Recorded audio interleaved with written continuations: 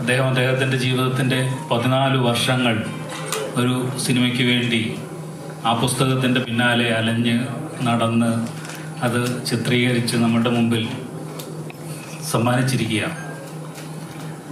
ആ അനുഗ്രഹം തുടർന്ന് പോകുന്നത് ലോകം കണ്ട ഏറ്റവും വലിയ മ്യൂസീഷ്യൻ നമ്മളോടൊപ്പം ആ സിനിമയിൽ പങ്കുചേരുന്നു. അത് അദ്ദേഹത്തോടൊപ്പം ഈ വേദി പങ്കിടാൻ എനിക്ക് അവസരം കിട്ടുന്നു. പ്രേക്ഷകർ ഒട്ടാകെ വളരെ ആവേശത്തോടെ കാത്തിരിക്കുന്ന ഒരു ചിത്രമാണ് ബ്ലെസ്സി സംവിധാനം ചെയ്യുന്ന പൃഥ്വിരാജ് നായകനായി എത്തുന്ന ആടുജീവിതം. ഒരു യഥാർത്ഥ സംഭവത്തെ ആസ്പദമാക്കിക്കൊണ്ട് ബെന്യാമിൻ എഴുതിയ നോവലാണ് ഈ സിനിമയ്ക്ക് അടിസ്ഥാനം. ഓസ്കാർ പുരസ്കാര ജേതാക്കൾ ഉൾപ്പെടെ വളരെ വലിയൊരു ടീം തന്നെയാണ് ഈ സിനിമയ്ക്ക് പിന്നിലുള്ളത്.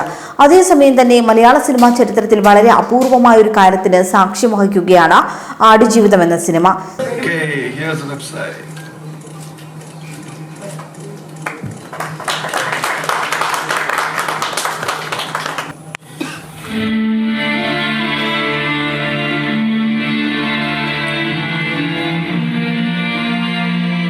സിനിമയുടേതായ ഒരു വെബ്സൈറ്റ് ലോഞ്ച് ചെയ്തിരിക്കുകയാണ് സിനിമയുടെ അണിയറ പ്രവർത്തകർ.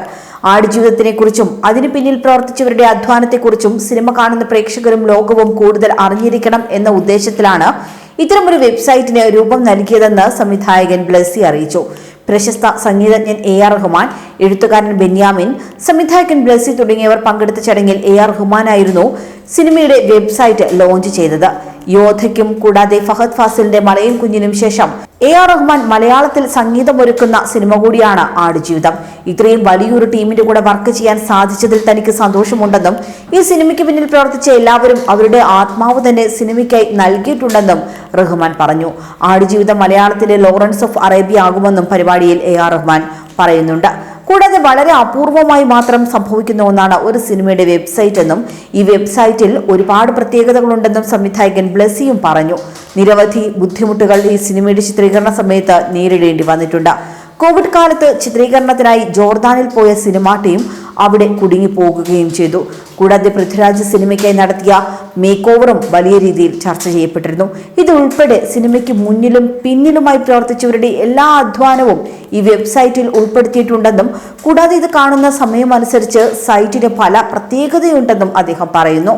കാണുന്ന സമയത്തിനനുസരിച്ച് മരുഭൂമിയുടെ കാഴ്ചകളും മാറുമെന്നും അദ്ദേഹം പറഞ്ഞു. മാർച്ച് 10-നാണ് ചിത്രത്തിന്റെ മ്യൂസിക് ലോഞ്ച് നടക്കുകയെന്നും ബ്ലെസ്സി പറയുന്നുണ്ട്. അതേസമയം ആടുജീവിതം മാർച്ച് 28-ന് തിയേറ്ററുകളിലേക്ക് പ്രദർശനത്തിനായി എത്തും.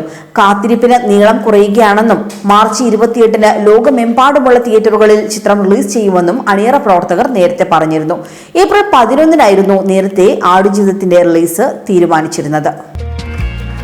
കൂടുതൽ വാർത്തകൾക്കായി B4 Blaze ഫോളോ ചെയ്യൂ, സബ്സ്ക്രൈബ് ചെയ്യൂ.